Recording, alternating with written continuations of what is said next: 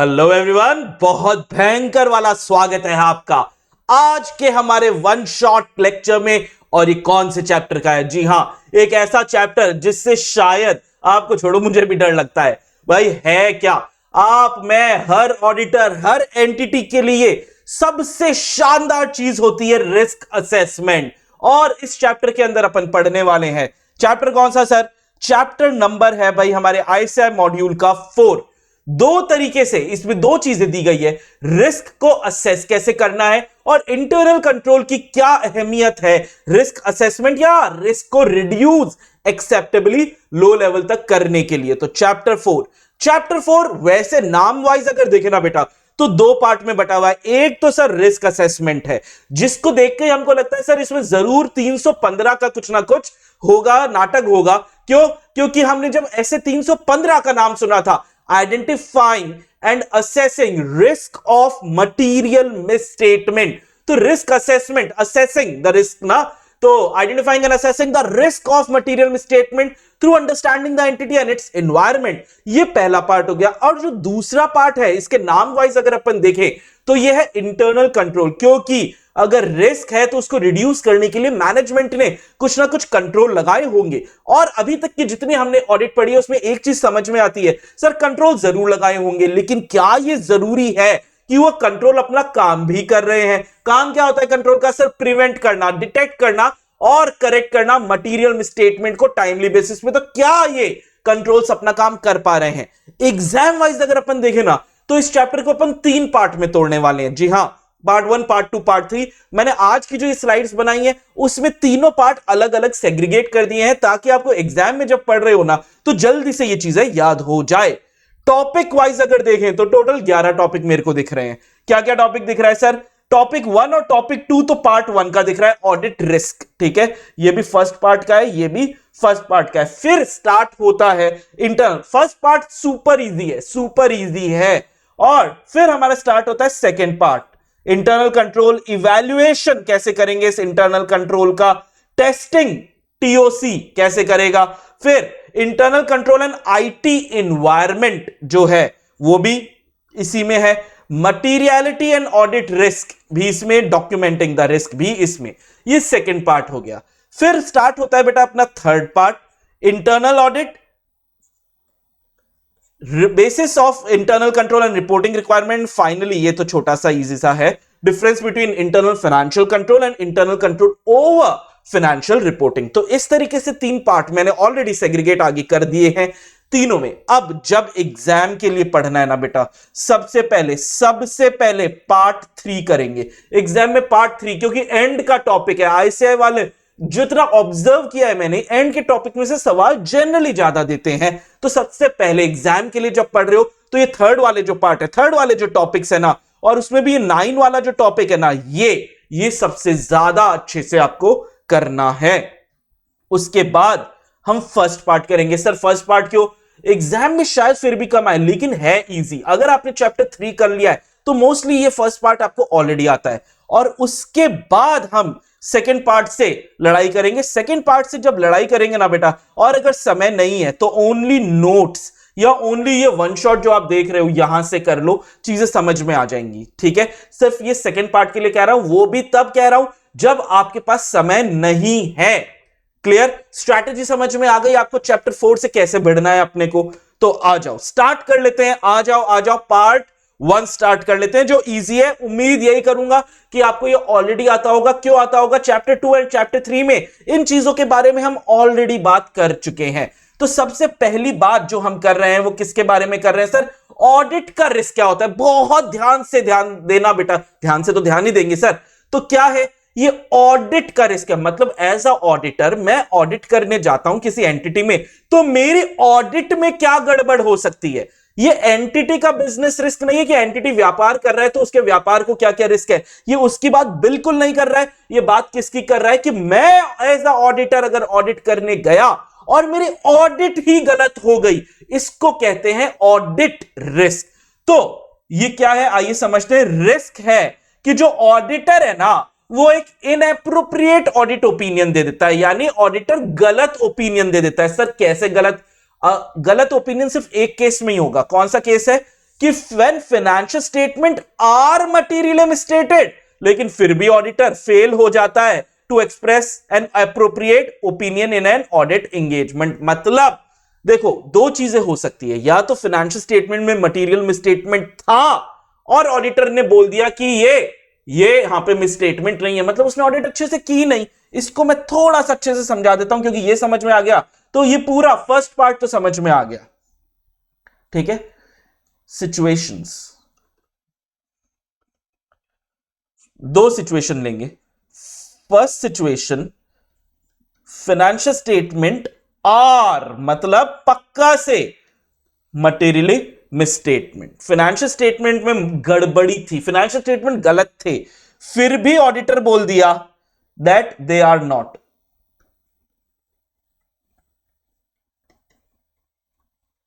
ठीक है, उसने एक अच्छी ओपिनियन दे दी कि कोई गड़बड़ी नहीं है। ये ही ऑडिट का रिस्क है, this is audit risk only, this is audit का रिस्क। सर एक और सिचुएशन भी तो हो सकती है, क्या हो सकती है कि सेकंड सिचुएशन अगर अपन देखें, financial statement are not are not materially misstated, कोई गड़बड़ी नहीं थी। ठीक है, फिर भी ऑडिटर ने बोल दिया दैट दे आर एमएम। ठीक है, वहां पे दे आर नॉट एमएम, ये बेटा this is not audit risk.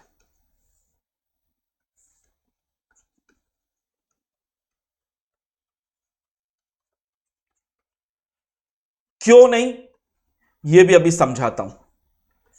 ठीक है, समझो, पहला वाला तुम पहले सिचुएशन पे देखो, फाइनेंशियल स्टेटमेंट में गड़बड़ी थी, लेकिन तुम्हारे ऑडिट प्रोसीजर गलत, तुम मतलब जो भी ऑडिटर है वो तुम तो ऐसे सर हमको कैसे बोला, नहीं नहीं ऐसे नहीं कह रहा मैं, ये कह रहा हूं कि जो भी ऑडिटर है उसने ऑडिट प्रोग्राम गलत बनाया, ऑडिट की प्लानिंग गलत की, ऑडिट की स्ट्रैटेजी गलत बनाई हो, रिस्क गलत समझ लिया हो, 315 के अंदर कोई भी गड़बड़ी हो, और उन गड़बड़ी की वजह से क्या हुआ, उसको जो फाइनेंशियल स्टेटमेंट में गड़बड़ी है वो दिखी ही नहीं। ठीक है, तो उसने क्या बोल दिया कि सब बढ़िया चल रहा है। यह है ऑडिट का रिस्क, कि गड़बड़ी होते हुए भी ऑडिटर ने बोल दिया सब बढ़िया चल रहा है।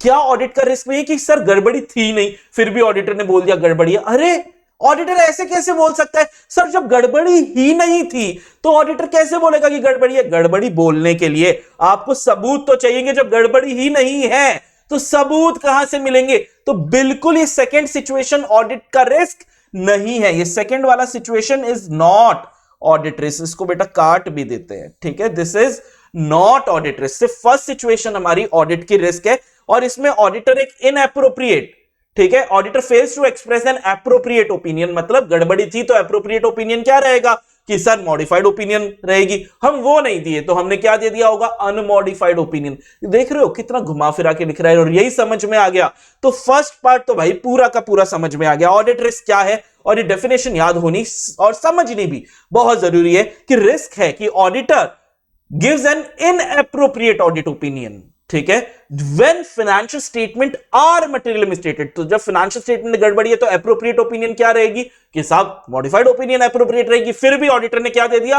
अनमॉडिफाइड। ये हो गई एक इनएप्रोप्रिएट ऑडिट ओपिनियन। ऑडिटर में fail to express an appropriate opinion in an audit engagement.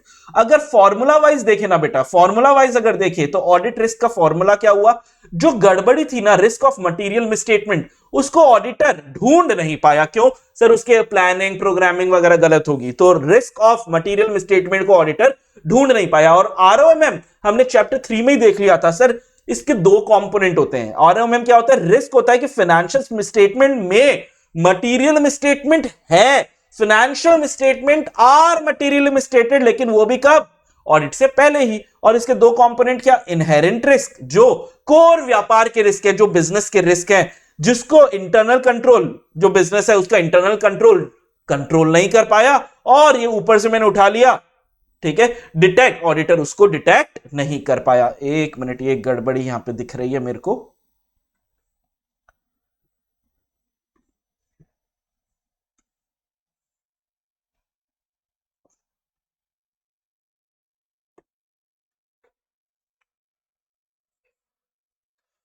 ये पूरे पे आ गया, आरओएमएम के बेटा पूरा कंपोनेंट नहीं है ये।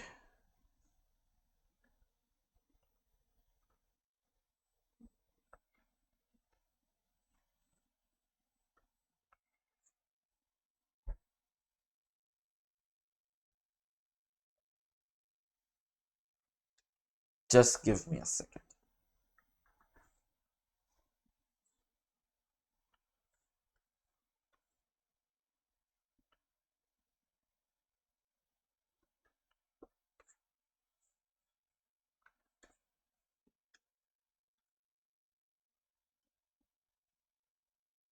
यो, हो गई सारी एडिटिंग। जी हाँ, तो आरओएमएम हमारे दो कंपोनेंट क्या क्या, इनहेरेंट रिस्क जो कोर बिजनेस के रिस्क है, इनहेरेंट रिस्क यानी core entities business risk, entities, हर बिजनेस कोई भी बिजनेस करता है उसका कोई ना कोई रिस्क होता है, ठीक है, जिस कंट्रोल रिस्क,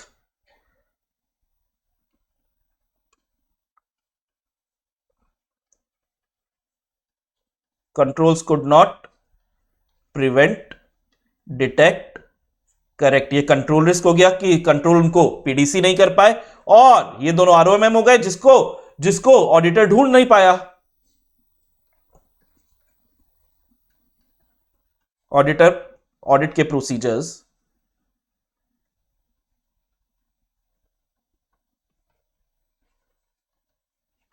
ऑडिट के procedures could not detect such risk. तो ऑडिट रिस्क का formula risk of material misstatement, जिसको ऑडिटर डिटेक्ट नहीं कर पाया। आरओएम क्या होता है कि फाइनेंशियल स्टेटमेंट में मटेरियल मिसस्टेटमेंट है ऑडिट से पहले, और इसके दो कंपोनेंट, इनहेरेंट रिस्क यानी कोर बिजनेस के रिस्क जिसको कंट्रोल जो बिजनेस ने लगाए थे वो कंट्रोल नहीं कर पाए। बोलो मेरे को ये समझ में आ गया क्या? यहां पे इतना समय लगाया क्योंकि ये समझ में आ गया, तो आगे की चीजें बहुत ज्यादा इजी हो जाती हैं, ठीक है।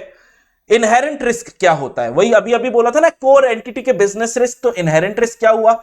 इनहेरेंट रिस्क हुआ सर, चांसेस है, ससेप्टिबिलिटी है कि जो भी मैनेजमेंट ने असर्शन दिया है ना, assertion management class of transaction के बारे में देता है, अकाउंट बैलेंस के बारे में देता है, डिस्क्लोजर के बारे में यानी फाइनेंशियल स्टेटमेंट के बारे में जो भी असर्शन दिया है ना, उस असर्शन में मिस स्टेटमेंट है सर, छोटा मोटा होगा सर, छोटे मोटे की तो हमको कभी भी दिक्कत नहीं होती है, छोटा मोटा नहीं है सर, मटीरियल है मिस स्टेटमेंट, चाहे इंडिविजुअली हो चाहे एग्रीगेट हो। तो ससेप्टिबिलिटी है, जो भी असर्शन दिया है सीओटी अकाउंट बैलेंस डिस्क्लोजर के बारे में, जो भी असर्शन दिया है मैनेजमेंट ने ऑडिटर को, उसमें चांसेस हैं। किस बात के चांसेस है? कि मटेरियल मिसस्टेटमेंट होने के चांसेस है, चाहे इंडिविजुअली मटेरियल मिसस्टेटमेंट हो, चाहे कई सारे छोटे मोटे मिसस्टेटमेंट को मिलाकर मिसस्टेटमेंट हो, ठीक है। फिर सर अगर ऐसे इनहेरेंट रिस्क हर बिजनेस में होता है, जी हां सर, बिजनेस स्टडी पढ़ी थी, तो risk is one of the core components, बिना रिस्क के बिजनेस नहीं हो सकता। तो रिस्क को रिड्यूस करने के लिए बिजनेसेस क्या लगाते हैं? तुम लोगों ने कोई भी बिजनेस देखा होगा, एक ज्वेलरी शॉप है, उसके रिस्क क्या हो सकता है सर? चोरी हो सकती है, उसको रिड्यूस करने के लिए उसने गार्ड लगाया होगा, कैमरा वैमरा लगाया होगा, ठीक है, वो अलार्म वगैरह लगाया होगा, इलेक्ट्रिक फेंस की झटका लगेगा, शटर वगैरह लगाते हैं, सारे कंट्रोल्स ही तो है। तो ये कंट्रोल रिस्क क्या होता है सर? इतने कंट्रोल लगा लिए, इतना पैसा खर्च कर दिया, इतने कंट्रोल लगा लिए, फिर भी ये कंट्रोल को तोड़ के वो जो है चोर वोर अंदर आ गया, चोरी करके चला गया। ये कंट्रोल्स का रिस्क हुआ कि सर इतने कंट्रोल लगा लिए, अभी भी रिस्क है किसका सर? मटीरियल मिसस्टेटमेंट होने का।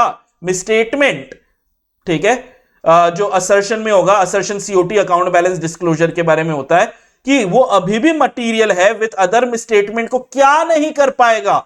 Will not be prevent, detect, correct on a timely basis. समय पर आप कितने ही कंट्रोल लगा लो सर, अभी भी रिस्क है, अभी भी रिस्क है कि आप कितने भी कंट्रोल लगा लो, वो कंट्रोल जो है ना, समय पर मटीरियल मिसस्टेटमेंट को प्रिवेंट, डिटेक्ट और करेक्ट नहीं कर पाएंगे। इतना समझ में आया? समय पर, ठीक है, 10 साल बाद चोर को पकड़ा, अरे सर चोरी तो पहले ही हो चुकी है, ठीक है, हमारे कंट्रोल्स बाद में जाके, उससे नहीं चलेगा, नहीं चलेगा। आया समझ में? इनहेरेंट रिस्क कि फाइनेंशियल स्टेटमेंट में मटीरियल मिसस्टेटमेंट यानी असर्शन जो है उसमें चांसेस है मटीरियल मिसस्टेटमेंट का। कंट्रोल रिस्क की कंट्रोल पीडीसी समय पर नहीं कर पाए।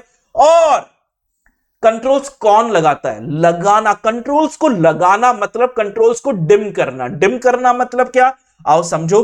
It is a function of effectiveness of design. Controls, कौन सा कंट्रोल लगेगा ये तो ओनर डिसाइड करेगा ना उस ज्वेलरी शॉप का कि यहां कैमरा लगेगा, यहां पे कैमरा लगेगा, एक गार्ड लगेगा, दो गार्ड लगेगा, डॉगी लगेगा, शटर लगेगा, कैसा लगेगा, ये डिजाइन कौन करेगा? ओनर। बिजनेस करेगा, एंटिटी करेगी। उसको इंप्लीमेंट कौन करेगा? वही करेंगे। और उनका मेंटेनेंस कौन करेगा? वो ही करेंगे। ठीक है, कैमरा चल रहा है, बंद हो गया, ठीक करवाओ। तो DIM, कंट्रोल्स का डिम, कंट्रोल्स को लगाने का मतलब कंट्रोल्स को डिम करना। ऑफ इंटरनल कंट्रोल कौन करेगा? मैनेजमेंट करेगा। कंट्रोल्स को डिजाइन भी मैनेजमेंट करेगा, कंट्रोल्स को इंप्लीमेंट भी मैनेजमेंट करेगा, कंट्रोल्स को मेंटेन भी मैनेजमेंट ही करेगा। बेटा इन शब्दों से दोस्ती करो, डिम से दोस्ती करो, PDC से दोस्ती करो, ये दोस्तियां ही आगे नंबर देके जाएगी। तो कंट्रोल रिस्क में क्या है कि सर DIM सही हुआ है क्या? इंटरनल कंट्रोल्स का डिजाइन इफेक्टिव है, इंप्लीमेंटेशन इफेक्टिव है, मेंटेनेंस इफेक्टिव है क्या? सर कितने ही कंट्रोल लगा लो, रिस्क जीरो हो सकता है क्या? नहीं सर, ये तो कोई भी रिस्क हो, चाहे बिजनेस का रिस्क हो, चाहे ऑडिट का रिस्क हो, सर कभी भी कोई भी रिस्क है ना जीरो नहीं हो सकता। It can only reduce but not eliminate the risk of material misstatement, क्योंकि सर हमारे कंट्रोल्स के अंदर भी इनहेरेंट लिमिटेशंस हैं। इनहेरेंट लिमिटेशन ऑफ ऑडिट की बात नहीं कर रहे, जो एंटिटी ने कंट्रोल्स लगाए हैं ना, जो पैसा खर्च करके, उन कंट्रोल्स पे भी लिमिटेशन है। आज आपने वो शटर लगाया या गार्ड लगाया या इलेक्ट्रिक फेंस लगाया, कैमरे, तुम लोग इतनी पिक्चरें वगैरह देखे हो, मनी हाइस्ट वगैरह देखा है, धूम वगैरह देखा है, सारे कंट्रोल्स लगते हैं, फिर भी अपना वो जॉन अब्राहिम या कभी आमिर खान या कभी ऋतिक रोशन जो विलेन थे, ठीक है वो विलेन थे या हीरो तो समझ नहीं आया, लेकिन उन लोगों ने इतने कंट्रोल्स लगाने के बाद भी ये लोग चोरी वगैरह कर लेते हैं। क्योंकि हमारे कंट्रोल्स के अंदर भी इनहेरेंट लिमिटेशंस हैं। यहां पर मैं चाहूंगा बच्चा एक बार देखो, पढ़ाई करने के तरीके बता रहा हूं, एक बार तेरे को याद हो जाना चाहिए कि इनहेरेंट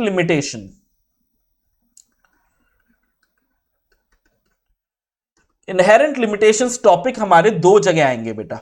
एक तो ऑफ ऑडिट आएगा, ठीक है, ये चैप्टर 1 में हमने पढ़ा। यहां पे तुम पॉज करके मेरे को inherent limitation, audit is not expected to cannot reduce the audit risk to zero and audit cannot obtain absolute assurance, reasonable तो मिलता है, absolute assurance that the financial statement as a whole are free from material misstatement. एक तो तुम ये लिखो।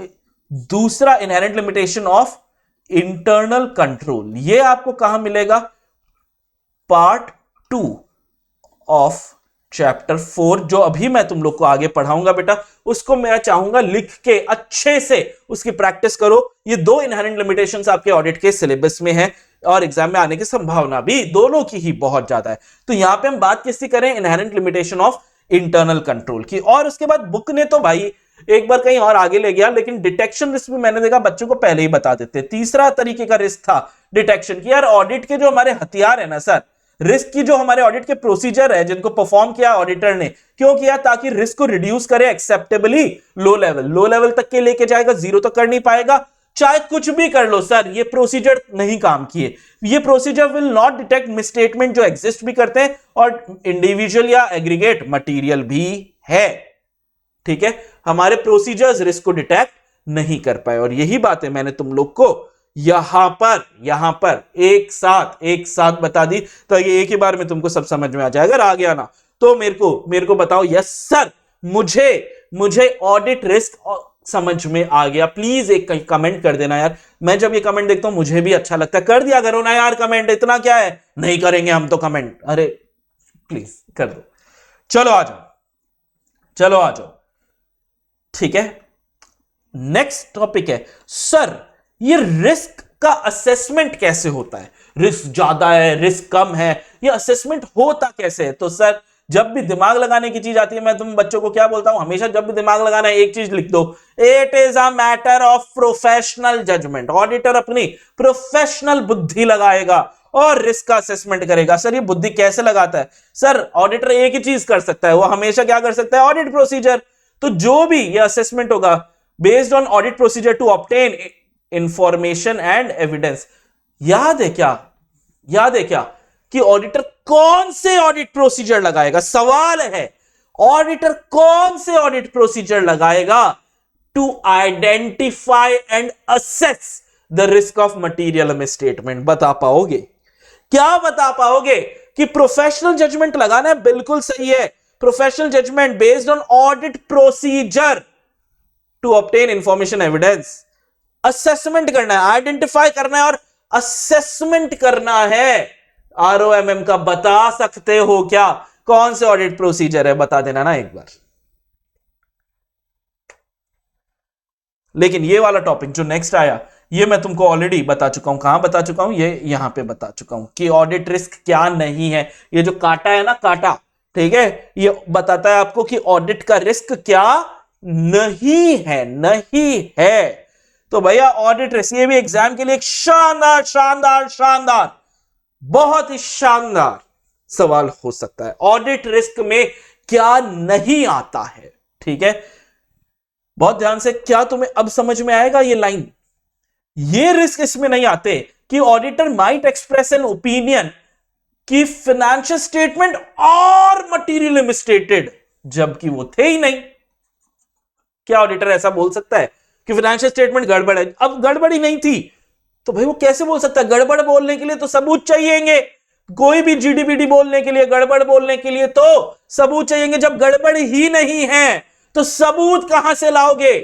हम सबूत मैन्युफैक्चर करेंगे। अरे नहीं रे, ऐसे उल्टे काम नहीं करते हैं अपन, ठीक है? ऐसे ज्यादा सीआईडी नहीं देखने का, ठीक है, कि सबूत प्लांट भी तो किया जाए। अरे ऑडिटर क्यों करेगा ऐसे काम? ऑडिटर का भी सबूत वबूत प्लांट नहीं करता है। तो ये ऑडिटर्स नहीं हो सकता कि गड़बड़ी थी नहीं, गड़बड़ है। अरे कैसे गड़बड़? बता, बस ऐसा लग रहा है गड़बड़ है। अरे ऐसे लगने से नहीं चलेगा। समझ में आया तुम लोग को? इसीलिए लिख दिया है, इसीलिए लिख दिया है कि भाई ये जो रिस्क है ना, ये इनसिग्निफिकेंट है ही नहीं, सिग्निफिकेंट ही नहीं, थर्ड क्लास है, क्योंकि ऐसा होता ही नहीं है। और कौन से रिस्क नहीं आते सर? ऐसे ये ऑडिटर डिवोर्स का अपना केस हार गया, उसका दिमाग खराब हो रहा है, वो ऑडिट अच्छे से नहीं कर रहा, लॉस फ्रॉम लिटिगेशन, ये ऑडिट का रिस्क नहीं है। ऑडिटर की एडवर्स पब्लिसिटी हो गई, ऑडिटर के मीम बन गए हैं, ठीक है, इससे ऑडिटर पर्सनली चाहे बहुत डिस्टर्ब हो, ऑडिट का रिस्क नहीं है। या कोई भी और एलिमेंट, इससे ऐसे ही बकवास एलिमेंट्स हो सकते हैं, ठीक है, जिससे ऑडिट का कोई डायरेक्ट संबंध नहीं है, वो ऑडिट का रिस्क भी नहीं है। अब बचपन से हमें पता है एक बात कि आरओएमएम दो लेवल पे होता है। एक तो गड़बड़ियां कहां हो सकती है? एक तो सर पूरे फाइनेंशियल स्टेटमेंट में गड़बड़ी हो सकती है, या जो असर्शन मैनेजमेंट ने दिया है about class of transaction, account balance या डिस्क्लोजर, उनमें गड़बड़ी हो सकती है। गड़बड़ी मैनेजमेंट हमें देता ही दो चीजें हैं, ठीक है, जब हम ऑडिट करने जाते हैं तो मैनेजमेंट हमें देता ही दो चीजें हैं। पहला, एक तो फाइनेंशियल स्टेटमेंट देता है, तो उनमें गड़बड़ हो सकती है, और फाइनेंशियल स्टेटमेंट में कुछ अतिरिक्त जानकारियां, एक्स्ट्रा रिप्रेजेंटेशन जो हमने मैनेजमेंट से मांगा और वो मैनेजमेंट ने हमें दिया, तो वो रिप्रेजेंटेशन या अतिरिक्त जानकारियां जो है वो गड़बड़ हो सकती है। तो वहां पे भी गड़बड़ी, तो रिस्क भी तो दो जगह ही होगा। ओवरऑल फाइनेंशियल स्टेटमेंट में it relate pervasively to financial statement as a whole, और जो असर्शंस दे रहे हैं उनको भी अफेक्ट कर सकता है। और असर्शन लेवल पे assess to determine the NET, ये क्या लिख दिया? एनईटी होना चाहिए,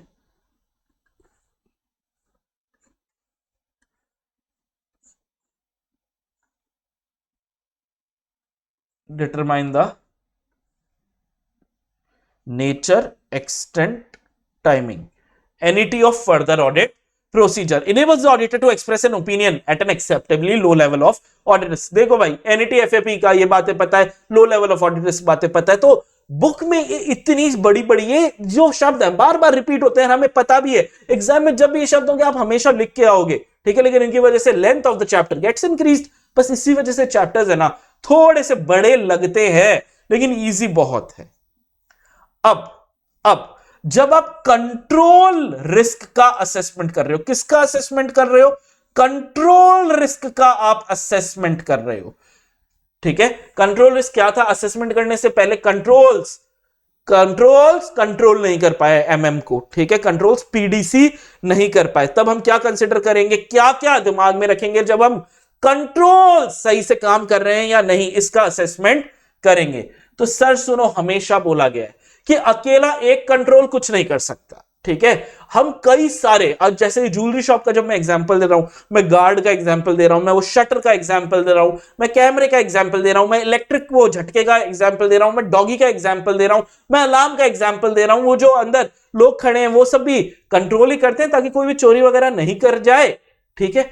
ये सारे कंट्रोल है। हो सकता है एक कंट्रोल एक बार काम नहीं कर पाया, दो नहीं कर पाया, लेकिन बाकी तो करने चाहिए। तो अकेले कंट्रोल का सर कभी नाटक नहीं होता। जब भी हम कंट्रोल्स की बात कर रहे हैं, हम कभी भी एक कंट्रोल की बात नहीं करते हैं। We always take care of control environment. सारे कंट्रोल्स को अगर जोड़ दो तो वो कंट्रोल्स का क्या बन जाता है? वो कंट्रोल्स का बन जाता है एनवायरमेंट। तो कंट्रोल एनवायरमेंट का कितना इंफ्लुएंस है ओवर इंडिविजुअल इंटरनल कंट्रोल? एक एक कंट्रोल्स पे कितने आपस में कनेक्टेड हैं, ठीक है, कितना इंफ्लुएंस है? क्या क्या आपके control environment prevent, detect, correct कर पाता है मटेरियल मिसस्टेटमेंट को? अगर कर पाएगा तो ऑडिटर खुश होगा या दुखी होगा? यार ज्यादा खुश होगा ना, ज्यादा कॉन्फिडेंस मिलेगा ना कि हाँ इंटरनल कंट्रोल भी रिलायबल है, और जो ऑडिट एविडेंस हमको एंटिटी में से मिले हैं वो एविडेंस से भी कोई छेड़खानी नहीं कर सकता, टेम्पर प्रूफ है, ठीक है। Audit evidence generated with in the entity पे भी कॉन्फिडेंस आएगा, एंटिटी के कंट्रोल्स पर भी कॉन्फिडेंस आएगा। और एक बार कंट्रोल्स पे कॉन्फिडेंस आ जाता है ना बेटा, इंटरनल कंट्रोल, तो याद है ना, स्टेज 3 कम करो तो भी चलेगा। अगर कंट्रोल्स पे कॉन्फिडेंस आता है, क्या तुम इस तरीके से कनेक्ट कर पा रहे हो कि अगर कंट्रोल्स पे, इंटरनल कंट्रोल्स पे, टीओसी पे कॉन्फिडेंस आ गया तो सब्सटैंटिव प्रोसीजर स्टेज 3 कम भी करे तो चलेगा? क्या ये तुम्हें याद आ गया और ये कनेक्शन बैठ गया? तो एक बार कर दो पॉज और मुझे लिख के बता दो, जी हां सर, टीओसी और एसपी स्टैंडर्ड सब्सटैंटिव प्रोसीजर में कनेक्शन समझ में आ गया। इतना सा लिख दो ना, जी हां sir, TOC and SP stage 2 and stage 3 का कनेक्शन समझ में आ गया, ठीक है। और एक थम्स अप भी दे देना। हाउएवर बेटा, ठीक है, ये कॉन्फिडेंस वगैरह सब रहेगा, लेकिन गारंटी जैसे शब्दों का प्रयोग कर सकते हैं क्या? It does not guarantee the effectiveness of specific control. Sir overall आपके कंट्रोल्स जो है, कंट्रोल एनवायरनमेंट, ओवरऑल सारे कंट्रोल शायद काम कर रहे होंगे, ठीक है, अकेला लेकिन एक कंट्रोल काम करे ये जरूरी नहीं है। सर हो सकता है एक कैमरा बंद भी हो लेकिन उतना फर्क नहीं पड़ रहा, बाकी ये कैमरे या बाकी कंट्रोल काम कर रहे हैं, तो शायद उस एक से फर्क नहीं पड़ रहा। यार डॉगी सो रहा है, अभी अभी खाना खाया है, ठीक है, वो सो रहा है। या ये वोडाफोन वाला, ठीक है, वो पग, ठीक है, pugs are very cute but they are not an attacking dog ना, ठीक है। तो कंट्रोल लगाया, लेकिन जरूरी है क्या वो कंट्रोल चोरों से मुकाबला कर ले? हाँ सर हमारे पास पग है, वो अटैक कर देता है। अगर ऐसा कोई किसी के पास पग है तो मेरे को बताना, ठीक है, तो मैं आगे से फिर ये एग्जांपल नहीं दूंगा। However it does not guarantee. Overall control environment आपका शानदार हो सकता है, तगड़ा हो सकता है, लेकिन ये जरूरी नहीं है कि हर हर हर हर कंट्रोल जो है वो सही से काम करे। इसीलिए सर हम हर कंट्रोल को टेस्ट भी नहीं कर सकते। We only test the operating effectiveness of control over significant class of transaction. जो सिग्निफिकेंट ट्रांजैक्शंस पे कंट्रोल लगाया, हम हर कंट्रोल को, ठीक है, हम हर कंट्रोल को इसीलिए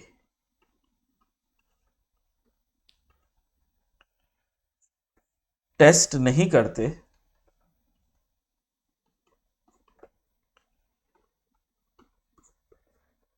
सिर्फ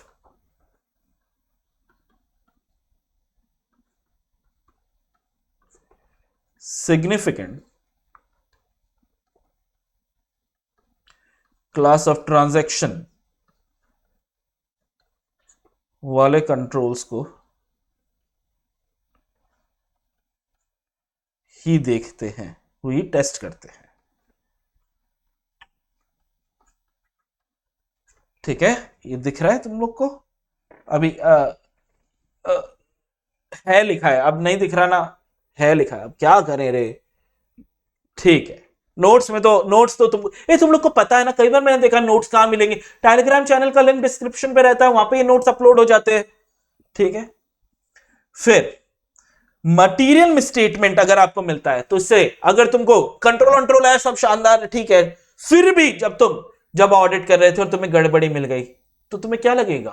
कंट्रोल्स पे थोड़ा शक होगा या नहीं होगा? बिल्कुल होगा। मटेरियल मिसस्टेटमेंट में undermine the effectiveness of specific control and is a key factor in our overall risk assessment. कि यार कंट्रोल सही काम कर भी रहे थे फिर भी गड़बड़ी हो गई, तो क्या कंट्रोल में गड़बड़ी हो सकती है, क्या मुझे वापस से कंट्रोल्स देखने चाहिए? ये सारी चीजें आपके दिमाग में कीड़ा आ जाएगा, आप अच्छे से चेक करोगे।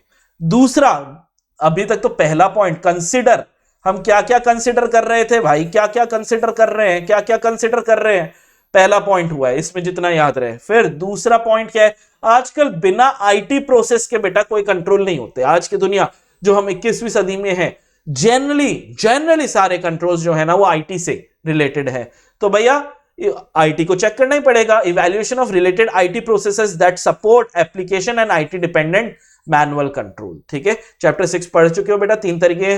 ठीक है, general IT control, application control and IT dependent manual control है। तो जनरल छोड़ो, application and IT dependent manual control को आप लोग चेक करोगे। और सर हम सारे कंट्रोल देखेंगे, नहीं सर, टेस्टिंग अप्रोच जो होगी वो मेन कंट्रोल्स पे रहेगी, मेन ट्रांजैक्शंस पे जो कंट्रोल है उन पे रहेगी, और डिस्क्लोजर्स, क्योंकि डिस्क्लोजर्स लीगल रिक्वायरमेंट है। अगर डिस्क्लोजर गलत हो गए तो यार जेल वेल हो जाती है, पेनल्टियां लग जाती है। तो हम हर कंट्रोल को नहीं देखेंगे, हम सिग्निफिकेंट क्लास ऑफ ट्रांजैक्शंस पे जो कंट्रोल लगे उनको देखेंगे, और डिस्क्लोजर्स पे जो कंट्रोल लगे उनको देखेंगे। ठीक है, एक्सपेक्टेशन बनाते हैं यार, सुनो, जब हम स्टेज 1 पे होते हैं, जब हम एंटिटी में स्टेज 1 पे हम क्या करते हैं, आइडेंटिफाई करने की कोशिश करते हैं आरओएमएम को। असेस तो करेंगे ही, उससे पहले क्या करते हैं, आइडेंटिफाई करने की कोशिश करते हैं। मतलब जब तुम समझो ना, just imagine yourself as an auditor, और तुमको तुम्हारे बॉस ने बोला है कि जा भाई रिस्क ढूंढ के आ इस एंटिटी में। तुम लोग आए, रिस्क ढूंढना है, अभी तुम स्टेज 1 पे हो, तुमको इस एंटिटी में क्या क्या रिस्क हो सकते हैं ये देखना है।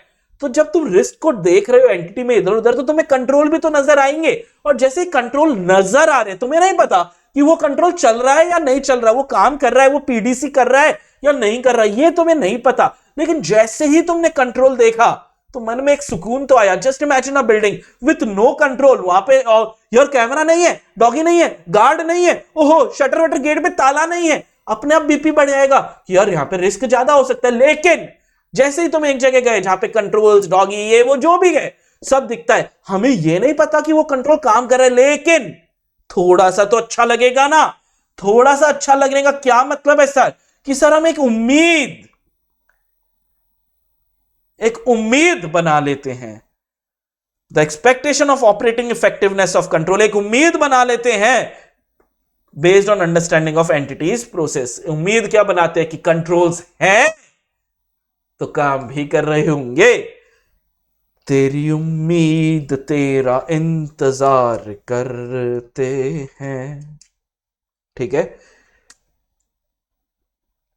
कंट्रोल्स हम तो सिर्फ तुमसे प्यार करते हैं।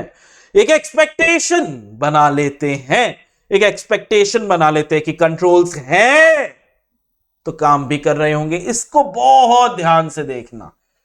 ठीक है, इसके बारे में थोड़ी सी चीजें लिख देते हैं। सर गाना लिखोगे? नहीं नहीं, ये जिन बच्चों ने मेरे से पहले पढ़ा हुआ है उनको तो ये बहुत अच्छे से आ गया होगा, क्योंकि मैं यही बातें पहले बोलता हूं। जिन्होंने नहीं पढ़ा उनके लिए बेटा ये चीजें लिख रहा हूं। जैसे ही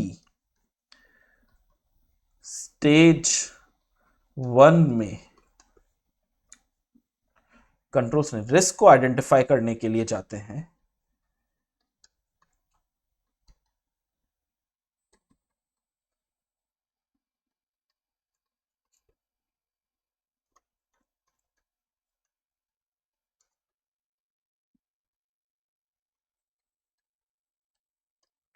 जैसे ही स्टेज 1 में रिस्क को आइडेंटिफाई करने के लिए जाते हैं,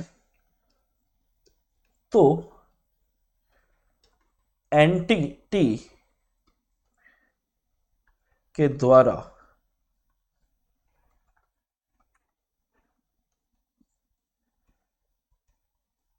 लगाए गए कंट्रोल्स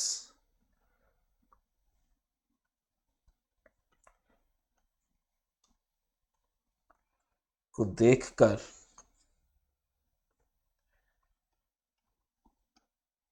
एक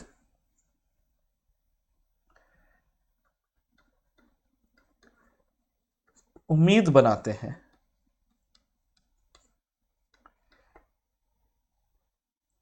क्या उम्मीद बनाते हो भाई? कंट्रोल्स है तो काम भी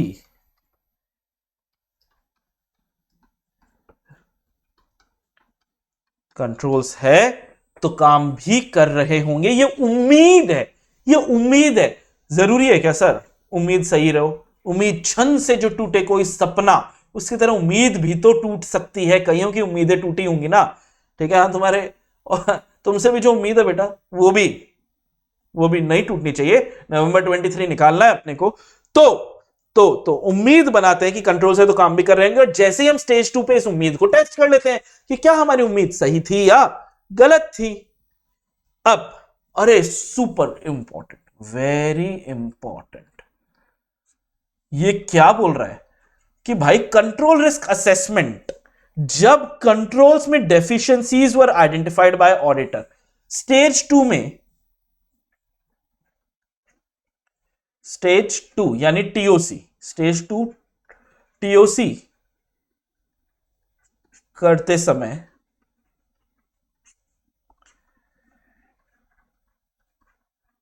कंट्रोल्स में जीडीबीडी मिल गई,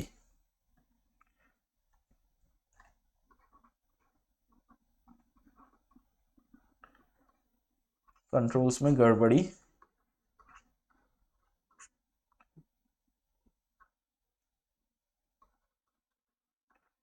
कंट्रोल्स में क्या मिल गया? डेफिशिएंसी मिल गई, कंट्रोल्स में गड़बड़ी मिल गई। आपको पता लग गया कि कंट्रोल्स इनइफेक्टिव है, एंड उस पर आप रिपोर्ट बनाओगे इंटरनल कंट्रोल पे। अब बेटा कंट्रोल्स में जब गड़बड़ी मिल गई, हमारी उम्मीद एकदम चकनाचूर हो गई, जो उम्मीद हमने बनाई थी, क्या उम्मीद बनाई थी कि कंट्रोल्स है तो काम भी कर रहे होंगे, और ये उम्मीद हमारी जो है वो एकदम सिरे से खारिज हो गई, एकदम चकनाचूर हो गई।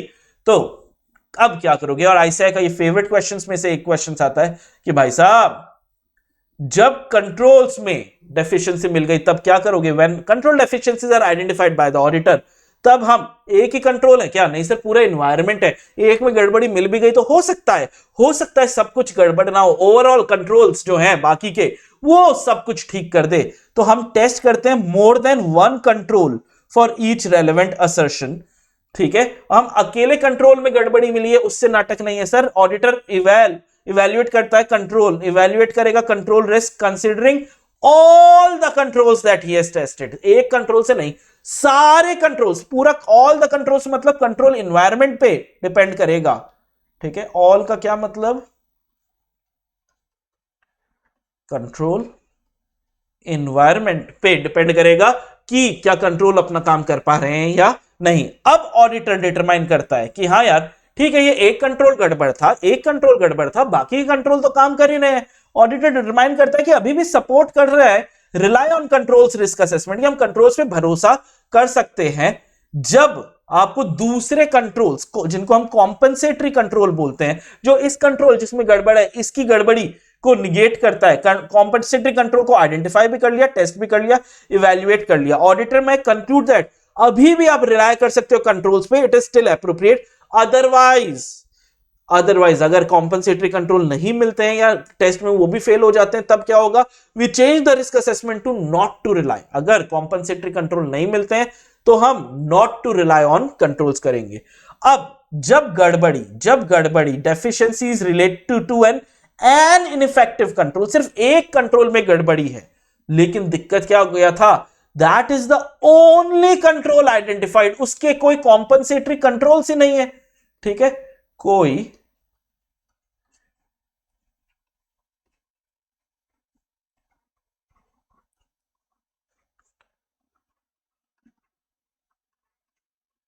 कॉम्पेंसेटरी कंट्रोल्स ही नहीं है, एक सोल कंट्रोल है, एक कंट्रोल है और वही काम नहीं कर रहा।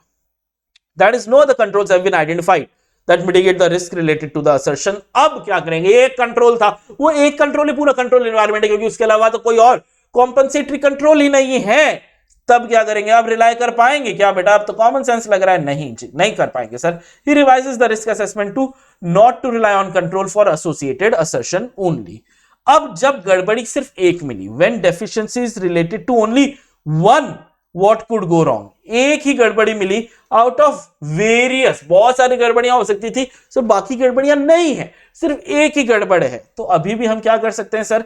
अभी भी हम रिलाई कर सकते हैं कंट्रोल को, लेकिन एक में भी तो गड़बड़ी है, उस गड़बड़ी को ठीक तो करवाना पड़ेगा, इसीलिए एडिशनल ऑडिट प्रोसीजर परफॉर्म करेंगे to adequately assess the risk related to a deficiency. एक ही डेफिशिएंसी अगर है बहुत सारियों में से सिर्फ एक है तो हम अभी भी रिलाई कर सकते हैं, ठीक है, लेकिन उस अकेली डेफिशिएंसी पे क्या करेंगे, दूसरे ऑडिट प्रोसीजर लगाएंगे। अब आया ऐसे 315। क्या ऐसे 315 के बारे में आपको ऑलरेडी पता है? जी हां सर, नाम तो हमें बहुत पता है, जिसका नाम है identifying and assessing the risk of material misstatement through understanding. किस किस की लोगे सर? अंडरस्टैंडिंग हम एंटिटी की लेंगे, उसके एनवायरमेंट की लेंगे। इसमें ऑब्जेक्टिव क्या है ऑडिटर का? मैंने हमेशा बोला है कि अगर 315 का नाम याद है तो उसको उसके 70% 75% मार्क्स तो तुमको सिर्फ ये नाम को वापस से लिखने के आ जाएंगे, क्योंकि ऑब्जेक्टिव नाम में छुपा है कि सर आप आइडेंटिफाई करो और असेस करो आरओएमएम को। फिर एमएम हमेशा किसकी वजह से होता है? फ्रॉड या एरर, ठीक है। ये कहां पे होगा सर? फाइनेंशियल स्टेटमेंट लेवल पे होगा या असर्शन लेवल पे? असर्शन कितनी चीजों के बारे में होता है सर?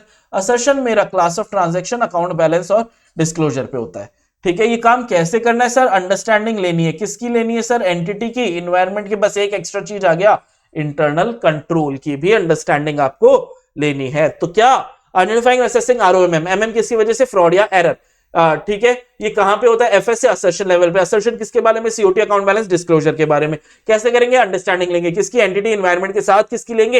Internal control. बस एक आईसी एक्स्ट्रा है बेटा, बाकी चीजें आपको ऑलरेडी पता है। ये कैसे होगा सर? ऑडिटर ही डिजाइन करेगा और इंप्लीमेंट करेगा रिस्पॉन्सेज, यानी auditor's response to assess risk, responses यानी फर्दर ऑडिट प्रोसीजर। रिस्पॉन्सेज कैसे देगा भाई?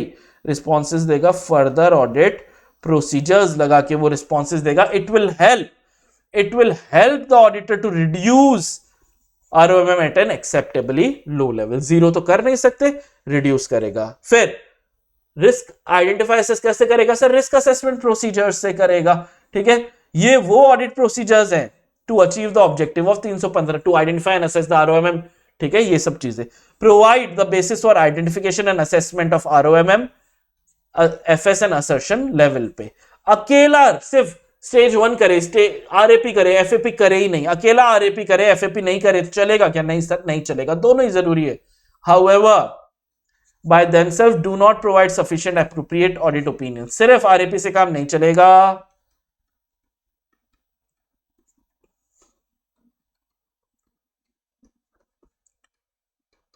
सिर्फ आरएपी से काम नहीं चलेगा।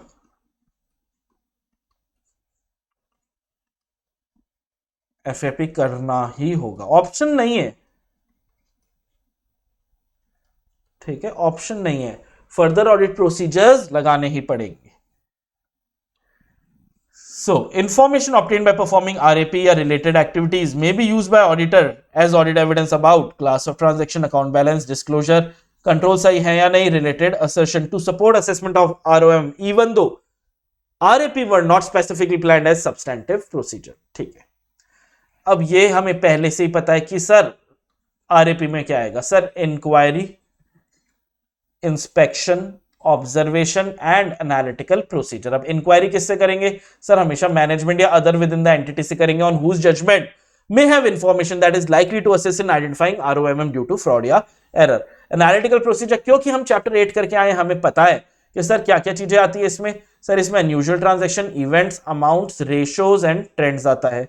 That might indicate matters that have audit implication. Unusual transaction में है help auditor in identifying ROM due to FND. बाकी तो दो आपको पता ही है। फिर सिर्फ आइडेंटिफाइंग से काम नहीं चलेगा सर, आइडेंटिफाइंग असेसिंग ये काम करेंगे कैसे? अंडरस्टैंडिंग लेंगे एंटिटी की, जो एक कंटिन्यूअस और डायनामिक प्रोसेस है। किस चीज का? कि सर इंफॉर्मेशन को गैदर करो, अपडेट करो और एनालाइज करो इंफॉर्मेशन को through audit. The required understanding आप एंटिटी, एनवायरमेंट और इंटरनल कंट्रोल की भी लोगे, और ये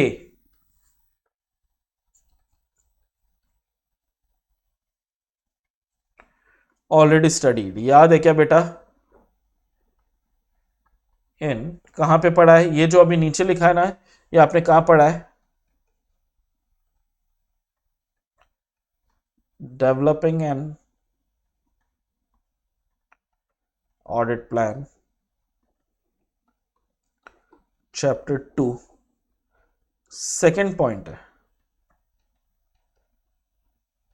second point of developing an audit plan chapter 2 में आपने कि सर ये अंडरस्टैंडिंग कैसे लोगे, relevant industry, regulatory, external factors, applicable FRF के लो, एंटिटी का nature, operation, ownership and governance, type of investment, financial structure, entity का selection, application of accounting policy and reason अगर कोई चेंजेस किया गया है, एंटिटी का objective, strategies and measurement and review of financial statement, same चीजें आपने वहां पे पढ़ी थी। यहां पर हमारा पार्ट 1 होता है बेटा, आई बिलीव पार्ट 1 तुम्हें सच्ची सच्ची समझ में आ गया होगा। ठीक है, पार्ट 1 के बाद हम करेंगे पार्ट 2। आइए पार्ट 2 को स्टार्ट करते हैं। तो पार्ट 2 के अंदर अपना स्टार्ट होता है बेटा इंटरनल कंट्रोल। अब इंटरनल कंट्रोल में ऐसा नहीं है कि सब कुछ ही डिफिकल्ट है। ठीक है, शुरुआत वाले टॉपिक सुपर सुपर इजी हैं, 2-4 टॉपिक हैं जो थोड़े से टेढ़े मेढ़े आपको लगेंगे। फिर मैं आपको बोल रहा हूं अगर समय नहीं है तो ये वाला टॉपिक आप कहां से कर लो, यहां से कर लो। अगर क्वेश्चन एकदम ही अड़ गया या तो 14 मार्क्स वाले में छोड़ देना। ठीक है, और एकदम ही अड़ गया कि नहीं यार ये वाला तो करना ही पड़ेगा, तो नोट्स में जितना याद रहेगा ना वहां से कर। ठीक है, तो इंटरनल कंट्रोल को स्टार्ट करने से पहले कुछ चीजें समझ लेते हैं। ये कंट्रोल्स कौन लगा रहा है? ये कंट्रोल्स लगा रहा है मतलब डिम कर रहा है। डिजाइन, इंप्लीमेंट एंड मेंटेन कौन कर रहा है? मैनेजमेंट कर रहा है, या मैनेजमेंट किसी को बोल रहा है कि भाई मेरे बिहाफ पे तू हमारी एंटिटी में इंटरनल कंट्रोल लगा। सर क्यों लगा? कंट्रोल करता क्या है? कंट्रोल जो उस एंटिटी का रिस्क है, इनहेरेंट रिस्क है, उसको रिड्यूस करने की कोशिश करता है, क्योंकि अगर वो रिस्क रियलिटी में बदल जाए तो एंटिटी की बैंड बच जाएगी। इसीलिए कंट्रोल्स बहुत इंपॉर्टेंट है। अगर कंट्रोल शानदार हो जाए ना तो ऑडिटर को भी अच्छा लगता है कि यार देखो एंटिटी ने इतने अच्छे कंट्रोल लगाए हैं, अब गड़बड़ियां नहीं होंगी तो मेरे को भी हर चीज चेक करने की जरूरत नहीं है। और जब हर चीज चेक नहीं करने की जरूरत है, यानी मेरा स्टेज 3 सब्सटैंटिव प्रोसीजर जो होता है वो कम भी करूं चलेगा, मेरी ऑडिट रिपोर्ट गड़बड़ नहीं बनेगी। तो इंटरनल कंट्रोल एक तरीके से ऑडिट की बैकबोन होती है। तो आ जाओ समझ जाओ, ऐसे 315 बोलता है कि process of design, implement and maintain, किसको? इंटरनल कंट्रोल को डिजाइन, इंप्लीमेंट एंड मेंटेन कौन करेगा? आइडियली तो मैनेजमेंट ही करेगा, कुछ केसेस में टीसीडब्ल्यूजी भी कर सकता है, दोस्त चार्ज विद गवर्नेंस। इनफैक्ट कभी मैनेजमेंट किसी और को भी अपॉइंट कर लेती है कि यार हमारे बेहाफ पे कंट्रोल्स को तू लगा। ठीक है, other personnel to provide. Management को क्या मिलेगा अगर कंट्रोल से? तुम लोग ताला लगा के घर से जाते हो घूमने के लिए, क्यों लगाते हो ताला? सर क्योंकि हमको रीजनेबल अश्योरेंस मिल जाता है about the achievement of entities objective. Entity भी ताला लगाती है तो उसको ये अश्योरेंस मिलता है रीजनेबली कि उसके जो उद्देश्य हैं वो प्राप्त हो जाएंगे। क्या होते हैं एंटिटी के ऑब्जेक्टिव? इस पे अलग क्वेश्चन बन सकता है क्या कि अगर वो ताले लगा के जाएंगे तो उनके फाइनेंशियल रिपोर्टिंग जो है वो रिलायबल होगी, कोई फाइनेंशियल स्टेटमेंट्स जो है उनसे छेड़खानी नहीं कर सकता है। एंटिटी के ऑपरेशंस एफ हो सकते हैं, ठीक है, गड़बड़ नहीं होंगे। जो एसेट्स है उनकी रक्षा हो सकती है ताले लगा के, ठीक है, और उनको यह भी भरोसा मिलेगा कि जितने भी नियम कानून है, लॉज रेगुलेशन है, उनको हम कंप्लाई करेंगे अगर हमारे कंट्रोल सही रहेंगे। ऑब्जेक्टिव क्या है? यही तो ऑब्जेक्टिव है, इसको बुक से एक बार पढ़ना है तो पढ़ लेना, ठीक है, नहीं तो करने की अलग से जरूरत नहीं है। The entity's internal control auditor shall obtain. अब कंट्रोल्स की टेस्टिंग से पहले, कंट्रोल्स टीओसी से पहले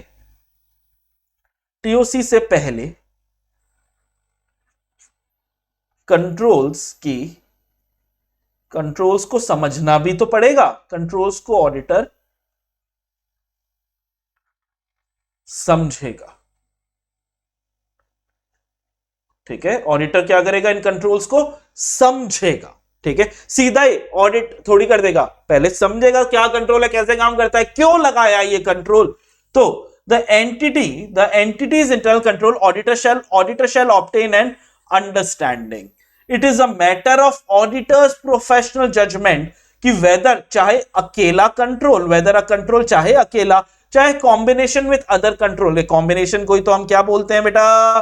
कंट्रोल एनवायरमेंट बोलते हैं। इस कॉम्बिनेशन को क्या बोलते हैं अपन?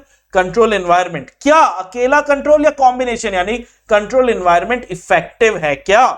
बेनिफिट क्या होगा? सर ये अंडरस्टैंडिंग, हम सीधा टेस्टिंग क्यों नहीं कर देते कंट्रोल की, ठीक है, सीधे पेचकस लेके, ठीक है, स्क्रू ड्राइवर लेके हम कंट्रोल्स खोल क्यों नहीं देते? अरे पहले समझ तो सर ये कंट्रोल क्यों लगाया है, क्या करता है, कैसे करता है, नहीं तो झटका मारेगा control.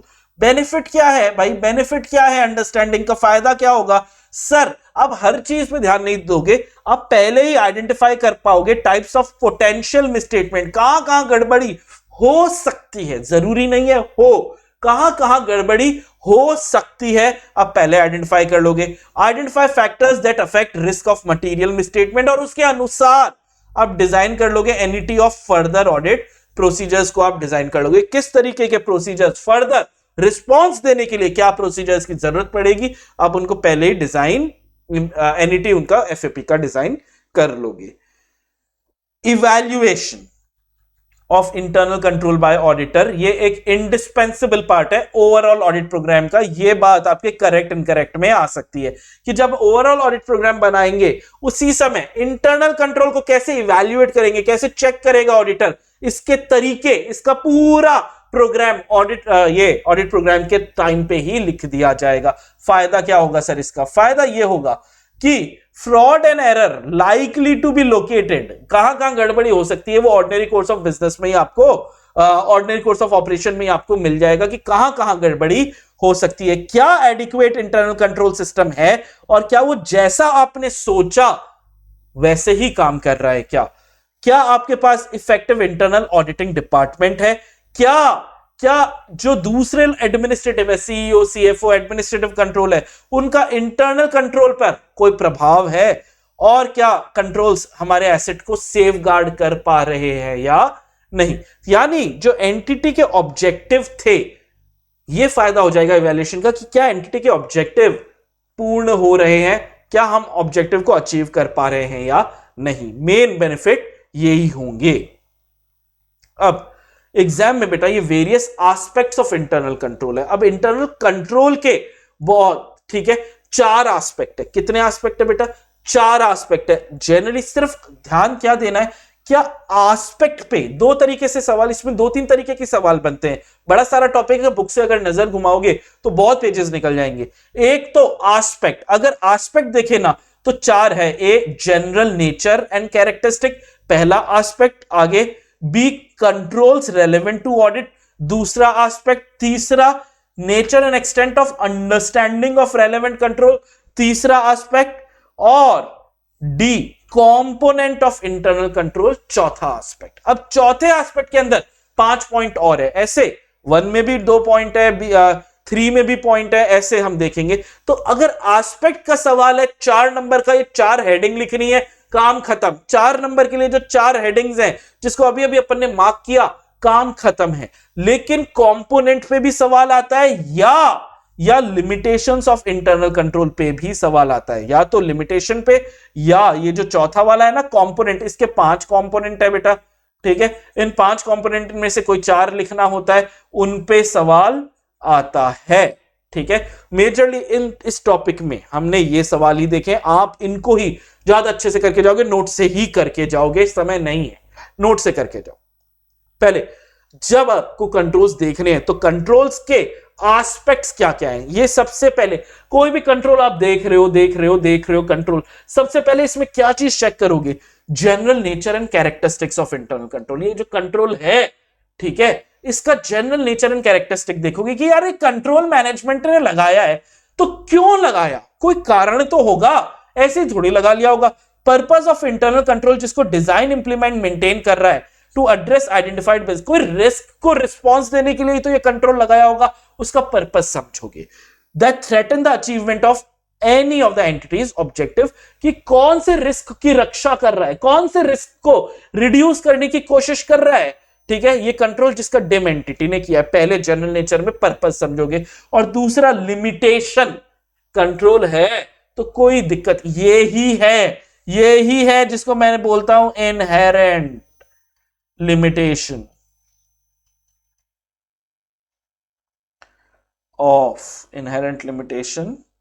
Of internal control. Internal control के अंदर क्या क्या गड़बड़ियां हो सकती है, इनहेरेंट लिमिटेशन क्या क्या हो सकती है, वो आपको यहां पे देखने के लिए मिलेगा। इनहेरेंट लिमिटेशन, ये बात याद है मैंने लिखा था पार्ट 2 सेकेंड, आपको मिलेगा पार्ट 2 में चैप्टर 4 के, वो यहां पे आपको मिल गया है। कहां पे लिखा था मैंने ऐसा कि पार्ट 2 में आपको देखने के लिए मिलेगा? ये रहा, ठीक है। पार्ट 2 ऑफ चैप्टर 4 जो मैंने आपको लिखा है ना, ये वाला पार्ट, ठीक है, ये मैं अब आपको पढ़ा रहा हूं। क्लियर है? यहां पे बच्चा देख रहा है, अरे कितनी स्लाइडें है ना, देखा था क्या? चलो, इनहेरेंट लिमिटेशन, ये जो कंट्रोल लगा, कैमरा लगाया, कैमरे के अंदर क्या होगा सर, कैमरा लगा लिया, अब तो चोरी होने का सवाल ही नहीं उठता। अरे हो सकती है चोरी, तो भी कैमरा लगाया, इसीलिए ओनली रीजनेबल अश्योरेंस ही मिलेंगे सर, एब्सोल्यूट अश्योरेंस तो नहीं ही मिलेगा। Human judgement in decision making, camera ही लगाना है, यहां पे कैमरे की जरूरत ही नहीं थी, कैमरा लगा दिया, तो ह्यूमन जजमेंट है, ठीक है, किसी इंसान ने जजमेंट लिया, जजमेंट गलत भी हो सकता है। लॉक नहीं, lack of understanding of purpose, क्यों लगाया है वो समझा ही नहीं, ऐसे ही लगा दिया। कैमरे को उल्टा दीवार की तरफ उसका मुंह कर दिया, उसका लेंस कहां है, दीवार की तरफ है, वॉल की तरफ है, कैमरे में क्या दिख रहा है, वॉल दिख रही है। अरे इससे क्या होगा, समझा ही नहीं, बस हमको तो कैमरा लगाना था, लगा के आ गए। कल्यूजन अमंग पीपल, जो कैमरा लगा रहा था उसको मैंने 100 रुपए दिए, ए भाई कैमरे में एक तार हटा दे, कैमरा काम ही नहीं कर रहा, collusion. Judgement by management, management का कैमरा लगाने का जजमेंट भी गलत हो सकता है। और चाहे कितने इंटरनल कंट्रोल लगा लो भाई, स्मॉल एंटिटीज में तो इंटरनल कंट्रोल काम ही नहीं करते। क्यों? स्मॉल एंटिटीज में ओनर्स आर एक्टिवली इन्वॉल्व, तो ओनर को अगर कोई गड़बड़ी करनी है वो अपने इंटरनल कंट्रोल बंद करेगा, गड़बड़ी करेगा, फिर चालू कर देगा। तो स्मॉल एंटिटीज में इंटरनल कंट्रोल्स काम नहीं करता। वही एक सीईओ शायद ऐसा नहीं कर सकता एक बड़ी कंपनी का, ठीक है, उसके पास उतनी शायद अथॉरिटी नहीं, अथॉरिटी है तो भी उसकी वो गलत काम जो है पता लगा सकते हैं लोग कि सीईओ ने आके अपना पासवर्ड डाला था इंटरनल कंट्रोल को बंद करने के लिए, ठीक है। तो स्मॉल एंटिटीज में इनहेरेंट लिमिटेशंस काम लगती है। दूसरा, एक बार आपने जनरल नेचर अंडरस्टैंडिंग आपने ले ली कि ये कंट्रोल क्यों लगाया, क्या पर्पस है, क्या लिमिटेशन है, अब क्या हर जगह कंट्रोल लगाएंगे? नहीं sir, controls relevant to audit, हर कंट्रोल हमारे ऑडिट के लिए रेलेवेंट नहीं है। कौन से कंट्रोल रेलेवेंट है? जहां पे मटीरियल मिसस्टेटमेंट होने के चांसेस ज्यादा है, जहां पे significant risk of related risk है। एंटिटी के साइज के हिसाब से हम देखेंगे कौन से कंट्रोल की ऑडिट करनी है, किस तरीके का बिजनेस है। वही है, कोचिंग है, कोचिंग में बच्चा क्या ही चुरा लेगा, लेकिन ज्वेलरी का बिजनेस है तो वहां पे रिस्क ज्यादा है। ऑर्गेनाइजेशनल एंड ओनरशिप कैरेक्टरिस्टिक के हिसाब से हम देखेंगे कौन से कंट्रोल की ऑडिट करनी है, कौन से नहीं, कितना डाइवर्स है, कितना कॉम्प्लेक्स है, क्या लीगल एंड रेगुलेटरी रिक्वायरमेंट है, सर्कमस्टेंसेस क्या है, कंपोनेंट्स हम लास्ट वाला चौथा वाला हम देखेंगे, कॉम्प्लेक्स कितने हैं, सिस्टम नेचर कैसा है, और क्या control prevent detect correct material में स्टेटमेंट को कर रहा है। 10 पॉइंट है बेटा, कोई भी 4-5 पॉइंट आपको याद कर रहे हैं। एक बार आपने ये देख लिया कि कौन से कंट्रोल हमारे ऑडिट के लिए रेलेवेंट है, तो उन रेलेवेंट कंट्रोल की अंडरस्टैंडिंग लोगे। Nature and extent of understanding of relevant control, कौन से कंट्रोल रेलेवेंट थे ये हमने इन 10 पैरामीटर पे चेक कर लिया अभी, और फिर उन्हीं कंट्रोल का नेचर एंड एक्सटेंट को देखेंगे। हम इवैल्यूएट करेंगे, डिजाइन को चेक करेंगे, कहीं डिजाइन में तो कोई गड़बड़ी नहीं है of a control, involves considering whether the control, चाहे इंडिविजुअली चाहे कॉम्बिनेशन, क्या केपेबल है पीडीसी करने में। हम डिजाइन में डिजाइन चेक करेंगे कंट्रोल की, क्या हमारा डिजाइन कंट्रोल्स का पीडीसी कर पा रहा है एमएम का। फिर हम उन पे रिस्क असेसमेंट प्रोसीजर लगाएंगे about design and implementation, about various control में इंक्लूड इंक्वायरी करेंगे, ऑब्जर्व करेंगे, इंस्पेक्ट करेंगे, और रिपरफॉर्मेंस की जगह ट्रेसिंग वर्ड लिख दिया है, ठीक है। इंक्वायरी एंटिटी के लोगों से इंक्वायरियां करोगे, ऑब्जर्व करोगे application of specific control, inspect, document and record, tracing, trace करेंगे एक ट्रांजैक्शन कैसे कैसे जा रहा है, ट्रांजैक्शन थ्रू द सिस्टम हम ढूंढेंगे, ट्रेस करेंगे। तीसरा, obtaining understanding of entity's control not sufficient, सिर्फ understanding not sufficient to test the operating effectiveness, unless सिर्फ अंडरस्टैंडिंग कब सफिशिएंट है, जब ऑटोमेशन है that provides for consistent, automatically एक कंट्रोल के बाद दूसरा लग रहा है, उसके बाद तीसरा लग रहा है, ये ऑटोमेटिकली हो रहा है, इंसान नहीं लग रहा। जब ऑटोमेटिक है तो सिर्फ अंडरस्टैंडिंग से काम हो जाएगा, लेकिन अगर ऑटोमेटिक नहीं है तो अंडरस्टैंडिंग से काम नहीं होगा। ये करेक्ट इनकरेक्ट के लिए बहुत बार आया हुआ है, ठीक है, करेक्ट इनकरेक्ट के लिए बेटा ये सवाल बहुत ज्यादा बार आया। ऑटोमेशन है तो सिर्फ अंडरस्टैंडिंग से काम हो जाएगा, लेकिन ऑटोमेशन नहीं है तो सिर्फ अंडरस्टैंडिंग से काम नहीं होगा, आपको चेक करना पड़ेगा। और आखिरी जिस पे अलग से सवाल बन जाता है वो है क्या, कंपोनेंट ऑफ इंटरनल कंट्रोल। 5 में से कोई 4 कंपोनेंट आपको करने। जब भी इंटरनल कंट्रोल की बात करता हूं मैं, जब भी मैं इंटरनल कंट्रोल की क्या कर रहे हैं, बात कर रहे हैं बेटा अपन, तो याद रखना सिर्फ एक कंट्रोल का तो नाटक ही नहीं है।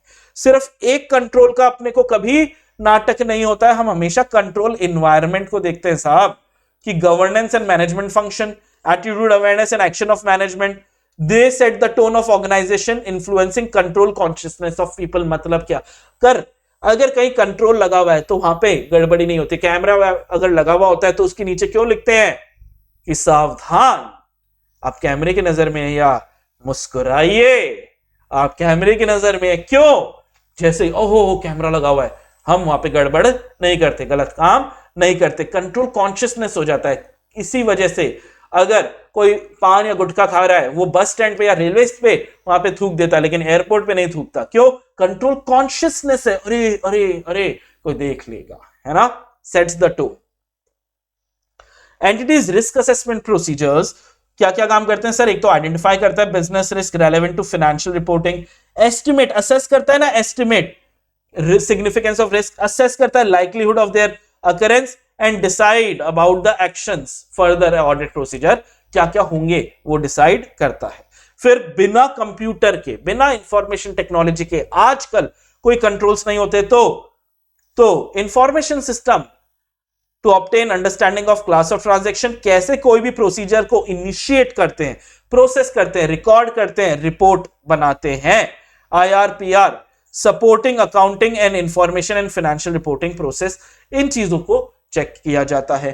Control activities relevant to significant risk as पर आइडेंटिफाइड, क्या क्या कंट्रोल एक्टिविटीज करेगा रिस्क के लिए। और मॉनिटर, मैंने हमेशा बोला है कितना ही कंट्रोल लगा लो, अगर मॉनिटर नहीं कर रहे हो तो वो control as good as zero है भाई, अगर कोई उन कंट्रोल्स को देख ही नहीं रहा है।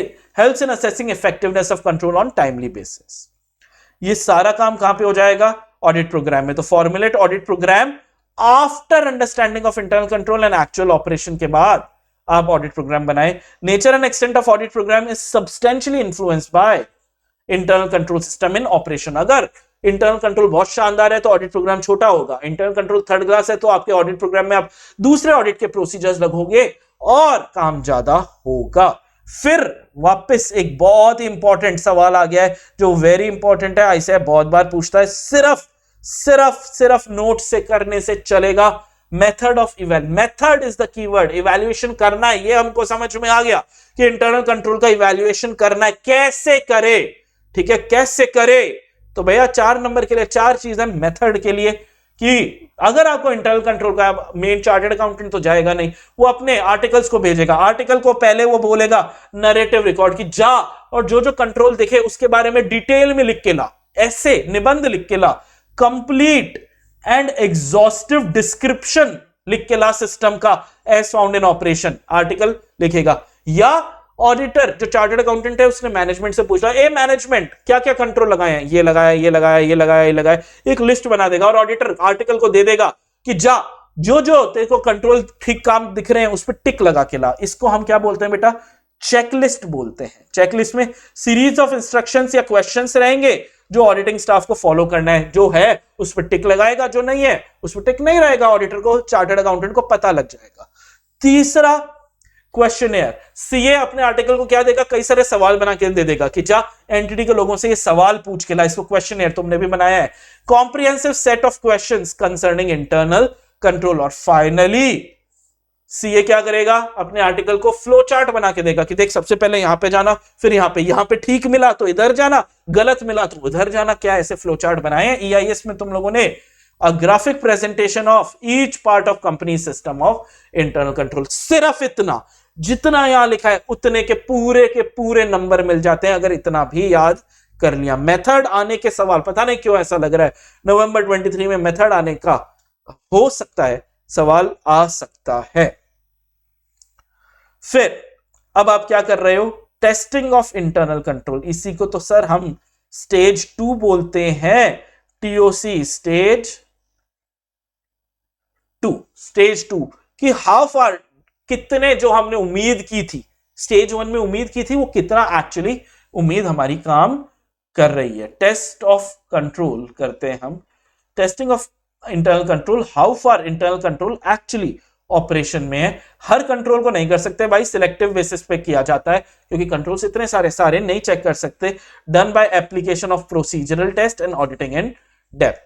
Tests of control are performed to obtain audit evidence about the effectiveness of operations of internal control and throughout the audit. Design of accounting and internal control system is whether they are suitably designed to PDC MM. Controls को क्यों कि क्या वो PDC कर पा रहे हैं या नहीं।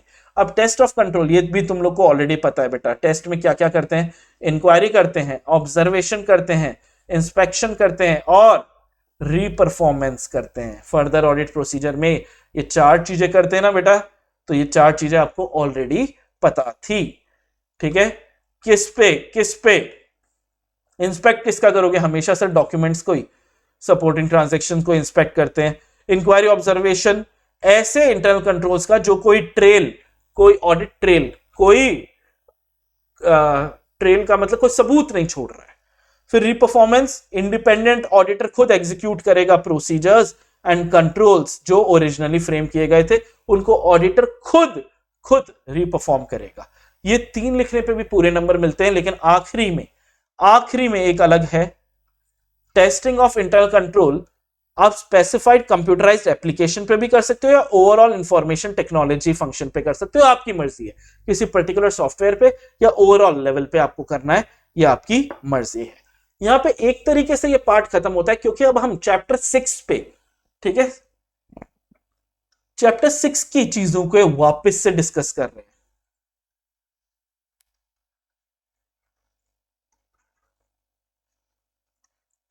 Similar to chapter 6। और अगर आपने चैप्टर 6 का वन शॉट देख लिया है तो ये वाला टॉपिक आपको बहुत ही आसानी से समझ में आ जाएगा। आइए स्टार्ट करते हैं।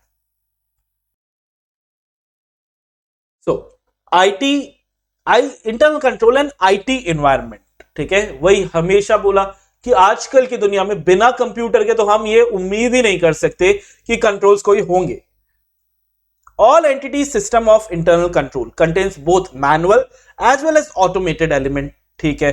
Characteristics क्या हैं इनके, अब ये सब नहीं आता क्योंकि ये सब चैप्टर 6 में ही आ जाता है। Controls in manual and IT system use manual as well as automated elements that affect the manner in which transactions को initiate किया जाता है, record किया जाता है, process किया जाता है और report किया जाता है। अब आईटी होगा तो आज डीमार्ट जाते हैं तो डीमार्ट में वो स्कैन करते हैं, वही किराने की दुकान पे जाते हैं, वो एक एक चीज को देख के लिखता है, बिल में डालता है, स्कैन करते हैं, वहां पे बिलिंग हो जाती है ना। तो initiate, record, process, report IT में अलग तरीके से होता है। Controls in manual and controls in IT system, such procedures manual में अप्रूवल प्रोसीजर्स का अप्रूवल, उनका रिव्यू, ट्रांजैक्शंस का रिकंसिलिएशन, ये सब काम कौन करता है, मैनुअल करता है, इंसान करता है। And in fact follow up on reconciling item, ये सारे काम कौन कर रहा है, इंसान कर रहा है। हो सकता है इंसान इस काम को करने के लिए may use automated procedures to initiate या रिकॉर्ड या प्रोसेस या report transactions, in which case अगर वो जहां पर भी इलेक्ट्रॉनिक फॉर्मेट को यूज कर रहा है तो इलेक्ट्रॉनिक फॉर्मेट रिप्लेस कर देगा पेपर जिसमें हाथ से लिखता है उसको रिप्लेस कर देगा। वहीं पे अगर आईटी सिस्टम की अगर अपन बात करते हैं तो आईटी सिस्टम में वो कॉम्बिनेशन यूज होता है manual as well as automated control का। मैनुअल कंट्रोल शायद सिर्फ इंडिपेंडेंट हो, मैनुअल अपना काम अलग कर रहा है, आईटी अपना काम अलग कर रहा है। हो सकता है मैनुअल अपने काम को करने के लिए कोई ऐसी जानकारी को यूज कर रहा है जिस जानकारी को प्रोड्यूस किसने किया, आईटी ने किया। हो सकता है सिर्फ मैनुअल काम जो है या आईटी का काम जो है वो सिर्फ मॉनिटरिंग के लिए हो, बाकी सारा काम आईटी कर रहा है, मैनुअल सिर्फ मॉनिटरिंग कर रहा है of IT and automated controls. और या मैनुअल सिर्फ जब भी कोई आईटी वाला काम नहीं कर रहा है, एक्सेप्शन आ गया, ठीक है, हैंग हो गया कंप्यूटर, तब मैनुअल आके अपना काम कर रहा है। हो सकता है सिर्फ इतने से काम के लिए मैनुअल को यूज कर रहा है, बाकी में नहीं यूज कर रहा। कितना आईटी है कितना मैनुअल है, ये हर एंटिटी के नेचर और कॉम्प्लेक्सिटी के हिसाब से अलग अलग होगा। ज्यादा कॉम्प्लेक्स एंटिटी है, ज्यादा शायद वो आईटी को यूज कर रहा होगा। Generally IT enables the entity to constantly apply predefined business rule। इस काम के बाद ये, इस काम के बाद ये, इस काम के बाद ये, अगर ये रूल है तो आईटी में ये काम क्या है, बिना थके बिना बोर होए आईटी प्री डिफाइंड रूल्स को बार बार कर लेगा। इंसान है, अरे यार यही तो कल किया था, आज भी यही करना है, बोर हो जाएगा। कल ही तो ऑडिट पढ़ाई थी, यही तो चैप्टर पढ़ाया था, आज भी यही पढ़ाना है, शायद बोर हो जाए। वही कंप्यूटर थोड़ी बोर होता है। फिर इससे क्या होगा सर, इनहांस हो जाएगी timeliness, availability and accuracy of information. Additional analysis कर पाएंगे हम जानकारियों की, और enhance the ability to monitor the performance policies and procedure, ये फायदे हो जाएंगे। Reduce the ability to achieve effective segregation of duties through security controls. लेकिन जब भी आईटी के फायदे हैं, ये हम चैप्टर 6 में पढ़ चुके हैं बेटा, कि रिस्क भी तो आएगा। IT poses specific risk to entities internal control, reliance over systems and programs that are inaccurately processing data या processing inaccurate data। याद है, दो कंप्यूटर पागल हो गया, मैं पागल हो गया, दोनों पागल हो गए, याद आया। unauthorized access to data, same है, destruction of data, improper change, Facebook का तुम्हारा रिलेशनशिप स्टेटस unauthorized या नॉन एग्जिस्टेंट ट्रांजैक्शन डाल दिया, inaccurately recording transaction, possibility super user gaining access privilege beyond requirement, unauthorized change to data in master file, change to system program, manual intervention inappropriate। ये सारी चीजें हम chapter 6 में पढ़ के आ चुके हैं, यहां से करने की बिल्कुल भी जरूरत नहीं है। चैप्टर 6 है, सेम है। Materiality and audit risk. अब we are always concern with risk of material misstatement, मतलब हम छोटे मोटे रिस्क की बात ही नहीं करते हैं सर, हम we are always concern with risk of material misstatement. और ये risk throughout the audit हम कंसिडर करते हैं, ऐसा नहीं है सिर्फ प्लानिंग में कर लिया या परफॉर्मिंग में कर लिया। पर्टिकुलरली कब करते हैं, जब हम स्टेज 1 कर रहे हैं, आइडेंटिफाई असेस कर रहे हैं आरओएम को, या स्टेज 2 एंड 3 कर रहे हैं, जब एनईटी एफएपी का डिसाइड कर रहे हैं तब भी कर रहे हैं। एंड हम जब फाइनल स्टेज ऑफ ऑडिट में ये देख रहे हैं कि यार पूरी तो सैंपलिंग बेसिस पे ऑडिट की है, पूरे पॉपुलेशन की तो ऑडिट की नहीं है, तो evaluating the effect of uncorrected misstatement on financial statement and ऐसे स्टेटमेंट जिनको हमने करेक्ट नहीं किया, अनकरेक्टेड रह गए, उनका हमारे ऊपर क्या प्रभाव पड़ेगा। तो स्टेज 1 2 3 पे तो है ही, और अनकरेक्टेड का प्रभाव पड़ेगा। फिर फाइनली पार्ट 2 का फाइनल चीज क्या है सर, जो भी रिस्क है उसको लिखोगे, डॉक्यूमेंट तो करोगे। ये तो हमको चैप्टर 3 ने बहुत अच्छे से बता दिया सर कि हर रिस्क को आपको डॉक्यूमेंट करके रखना है। तो डॉक्यूमेंटिंग द रिस्क, क्या क्या डॉक्यूमेंट करोगे, वो सारे डिस्कशन जो हमारे एंगेजमेंट टीम मेंबर्स में हुए और जो सिग्निफिकेंट डिसीजंस में हम पहुंचे हैं, इन सबको डॉक्यूमेंट करोगे। की एलिमेंट, जब हमने स्टेज 1 में अंडरस्टैंडिंग ली थी एंटिटी की, उसके एनवायरनमेंट की, इंटरनल कंट्रोल की, इंफॉर्मेशन कहां से आएंगे, रिस्क असेसमेंट प्रोसीजर, सबको डॉक्यूमेंट करके रखोगे। जो भी स्टेज 1 में रिस्क आइडेंटिफाई और असेस किए हैं फाइनेंशियल स्टेटमेंट और असर्शन लेवल पे, उनको डॉक्यूमेंट करोगे। और the risk of identified and related control, उन रिस्क पे क्या क्या कंट्रोल है उनको डॉक्यूमेंट करोगे। कितना आसान है, जो अभी तक पढ़ा सर सबको डॉक्यूमेंट कर लेंगे। यहां पे हमारा स्टेज 2 खत्म हुआ और अब स्टार्ट हो रहा है बेटा स्टेज 3। स्टेज 3 मैंने आप लोग को क्या बोला, सबसे पहले स्टेज 3 करना है। क्या करना है सबसे पहले, क्यों, एग्जाम में आने की संभावना ज्यादा और सबसे इजी है। ठीक है, तो आइए स्टेज 3 स्टार्ट करते हैं। तो सबसे पहला टॉपिक इसमें आ रहा है इंटरनल ऑडिट। ठीक है, इजी सा है, सब कुछ है। ये क्या है यार, इंटरनल ऑडिट की डेफिनेशन है। तो as defined by standards on internal audit, SIAs ने इंटरनल ऑडिट की क्या डेफिनेशन है, याद रखना है, इंडिपेंडेंट लेकिन मैनेजमेंट का फंक्शन। ओहो, देखो, audit is an independent examination. Independent तो चलो है, इंटरनल ऑडिटर भी इंडिपेंडेंट तो रहेगा, लेकिन ये एक मैनेजमेंट का फंक्शन है। मतलब क्या, मैनेजमेंट इसको अपॉइंट करेगी। ठीक है सर, मैनेजमेंट तो स्टैट्यूटरी ऑडिटर को भी अपॉइंट कर सकती है, लेकिन एक यहां पे ट्विस्ट है कि यहां पे इंडिपेंडेंट मैनेजमेंट का फंक्शन है, जहां पे which involves critical and continuous appraisal. Critically, ठीक है, गलती निकालने की नियत से क्रिटिकली एंड कंटिन्यूअसली अप्रेज करता है क्या, फंक्शनिंग ऑफ एन एंटिटी की, एंटिटी का काम कैसा चल रहा है, क्रिटिकली एंड कंटिन्यूअसली अप्रेज करता है। क्यों, वो क्यों बताता है, ताकि व्यू क्या है, इंप्रूवमेंट बताया जा सके, वैल्यू ऐड की जा सके, स्ट्रेंथन किया जा सके overall mechanism of the entity. साथ साथ में ये चेक करता है एंटिटी के स्ट्रेटेजिक रिस्क मैनेजमेंट और इंटरनल कंट्रोल, मेन तो इंटरनल कंट्रोल सिस्टम। ठीक है, ये पूरा याद करना है, इंडिपेंडेंट मैनेजमेंट फंक्शन है। ठीक है, क्रिटिकल कंटिन्यूअस ये अप्रेजल करता रहता है, फंक्शनिंग ऑफ एंटिटी का क्यों करता है, व्यू क्या है, स्ट्रेंथन करना है, वैल्यू ऐड करनी है और इंप्रूवमेंट सजेस्ट करते हैं। साथ में क्या चेक करेगा, स्ट्रेटेजिक रिस्क मैनेजमेंट और इंटरनल कंट्रोल। ये 2 बार 3 बार करके याद अभी अभी कर लो। एप्लीकेबल प्रोविजन, अब हम आ रहे हैं बेटा एक कंपनी पे, कंपनी की नजर से देखते हैं एप्लीकेबल प्रोविजन की क्या हर कंपनी को सर इंटरनल ऑडिटर रखना जरूरी है क्या? तो यार सेक्शन 138 क्या बोलता है? नहीं भाई साहब, हर कंपनी के लिए तो जरूरत नहीं है। फॉलोइंग क्लास ऑफ कंपनीज को ही इंटरनल ऑडिटर रखना है, चाहे एक इंडिविजुअल को रखे चाहे एक फर्म को रखे, हर एक को रखने की जरूरत नहीं है। कौन सी कंपनियां? सर बड़ी कंपनियां। बड़ी कंपनियां क्या होती हैं? सर सारी लिस्टेड कंपनियां तो बड़ी कंपनियां हैं, इनको तो इंटरनल ऑडिटर रखना ही है। लेकिन इसके अलावा ऐसी अनलिस्टेड पब्लिक कंपनियां जो या तो जिनका paid up share capital 50 crore रुपए या उससे ज्यादा है, या टर्नओवर गलत लिख दिया यहां पे, 1 मिनट टर्नओवर ठीक करने दो। तुमको पता है क्या टर्नओवर कितना है? ठीक है, काला काला काला काला काला काला, चलो टर्नओवर 200 करोड़ या उससे ज्यादा हो। टर्नओवर कितना हो? 200 करोड़ या उससे ज्यादा। आउटस्टैंडिंग लोन या बोरोइंग 100 करोड़ से ज्यादा, इक्वल्स टू का साइन नहीं है। आउटस्टैंडिंग डिपॉजिट 25 करोड़ से ज्यादा, ठीक है, यानी 25 50 100 200, 25 outstanding deposit, 50 paid up share capital, 100 outstanding borrowing loans and borrowing, और 200 टर्नओवर। 25 50 100 200, या फिर ऐसी प्राइवेट कंपनियां जिनका टर्नओवर 200 करोड़ या उससे ज्यादा, या आउटस्टैंडिंग बोरोइंग 100 करोड़ या उससे ज्यादा बैंक या एफआई से in the preceding financial year.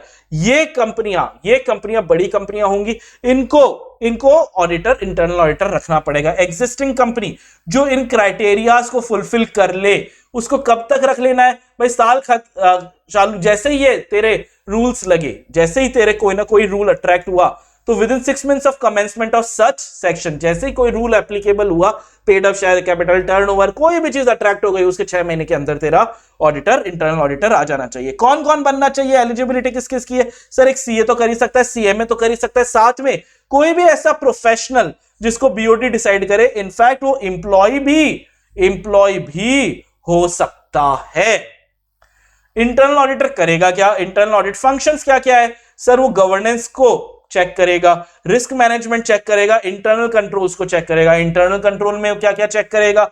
Evaluate करेगा, ये अभी पढ़ा था, evaluation of internal control, examination of financial and operating information, operating activities देखेगा, और कंप्लायंस विद लॉज और रेगुलेशंस को चेक करेगा। फिर ये जो डेफिनेशन भी आई थी, ये डेफिनेशन किसने दी थी? ये definition standards on internal audit ने दी थी ना। तो ये स्टैंडर्ड्स ऑन इंटरनल ऑडिट के बारे में देख लेते हैं कि भाई एक कमिटी बनाई गई थी, कमिटी ऑन इंटरनल ऑडिट, 5 फरवरी 2004 को बनाई गई थी, लेकिन ऐसा नॉन स्टैंडिंग कमिटी, मतलब टेम्पररी कमिटी, जब अपना काम करो और खत्म हो जाओ ये कमिटी। फिर इस कमिटी ने विद द ऑब्जेक्ट की standards and guidance notes on internal audit देंगे, जिनको नाम से जाना जाता है इंटरनल ऑडिट स्टैंडर्ड बोर्ड। इसने कितने इंटरनल ऑडिट स्टैंडर्ड्स दिए? 13 स्टैंडर्ड्स ऑन इंटरनल ऑडिट, लेकिन अभी तक ये कंपलसरी नहीं हुए हैं। Will become mandatory from such date as notified. तो अभी तक आप इनको एक गाइडेंस की तरह यूज कर लो, लेकिन अभी तक कंपलसरी नहीं हुए हैं। फिर basics of internal financial control and reporting requirement, तो सेक्शन 134(5) हम पहले भी पढ़ चुके हैं। 134(5) ने इंटरनल फाइनेंशियल कंट्रोल की डेफिनेशन दी थी कि वो पॉलिसीज एंड प्रोसीजर है जिनको कंपनी बनाएगी for orderly and effective conduct of its business, जिसमें वो क्या देखेंगे बेटा? ये याद किया था तुमने, याद करो, एडहेरेंस टू कंपनी पॉलिसी, ये चौथा पॉइंट था। Safeguarding of asset, prevention and detection of fraud and error, ये शायद आखिरी था। Accuracy and completeness and accounting records, ये नहीं था। And timely preparation of reliable financial information, ये पहला था। ये चीजें ऑलरेडी करके आए हुए हो तुम लोग। और सेक्शन 143(3) याद है? ये वाला कंपनी एक्ट में हमने किया था, ठीक है। 4th duty to report, requires auditors report to state whether company had adequate IFC, adequate and effective internal financial control in place। कौन सी कंपनीज पे एप्लीकेबल नहीं है कि भैया ये ऐसी प्राइवेट कंपनियां जो ओपीसी है, स्मॉल है, टर्नओवर 50 करोड़ से कम, या आउटस्टैंडिंग बोरोइंग 25 करोड़ से कम के साथ साथ ये एप्लीकेबल किस पे नहीं है, इंटरिम एंड यानी फाइनेंशियल स्टेटमेंट यानी क्वार्टरली और हाफ ईयरली पर भी नहीं लगता, क्योंकि 143 सेक्शन जो है वो फाइनल फाइनेंशियल स्टेटमेंट पे लगता है, इंटरिम पे नहीं लगता। ठीक है, इसके अलावा rule 858 of the companies accounts rule बोलता है बीओडी डिटेल में adequacy of internal financial control के बारे में तुम जानकारी दोगे। इसको भी हमने चार्ट फॉर्म पे चैप्टर 6 में भी किया था। फिर एक आखिरी चीज है कि sir internal financial control and internal control over financial reporting में क्या डिफरेंस है। तो देखो यार, मैंने ये आईसीआई से पूरा ही ले लिया। पहले तो ये सिर्फ डेफिनेशन लिया है, ये वाली जो चीज है ना, ये सिर्फ इसने डेफिनेशन ले ली। ये तुमको डेफिनेशन ऑलरेडी आती है, ये ऑलरेडी आता है। मेन चीज क्या है जो तुम मार्क भी कर लो, internal control over financial reporting के बारे में लिखा गया है कि सर मेन चीज ये है डिफरेंस की भी रिक्वायर्ड टू ये such opinion is in addition to and distinct from opinion express by auditor on financial statement. 700, 705, 706 की ओपिनियन के अलावा ये एक डिस्टिंक्ट एंड सेपरेट ओपिनियन बनती है। बस इस बात को लिख लेते हैं अपन।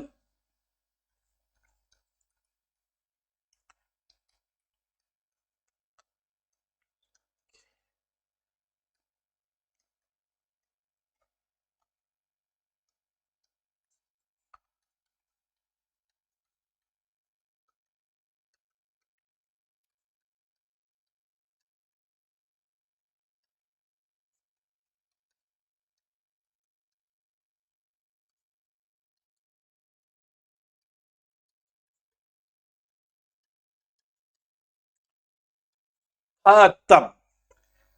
यहां पे जी हां, एक शानदार खतरनाक चैप्टर जो है वो खत्म हुआ। इसको पढ़ने का तरीका भी खत्म हुआ।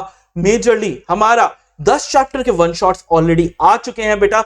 अब हम कौन सा वन शॉट लेके आने वाले हैं, चैप्टर 13 का लेके आने वाले हैं। अगेन एक बड़ा सारा खतरनाक तो नहीं, सुपर इजी चैप्टर, और करके जाना है। 9, 13 तो भूलना नहीं है, ये ही हमें सबसे ज्यादा नंबर देके जाएंगे। और इन 2 के वन शॉट्स बाकी हैं। I will see you soon in those one shot. Thank you so much. कोई भी डाउट हो please put in the comment box. Sir बताते तो हो नहीं, लाइव में बता दूंगा, है ना। Okay bye.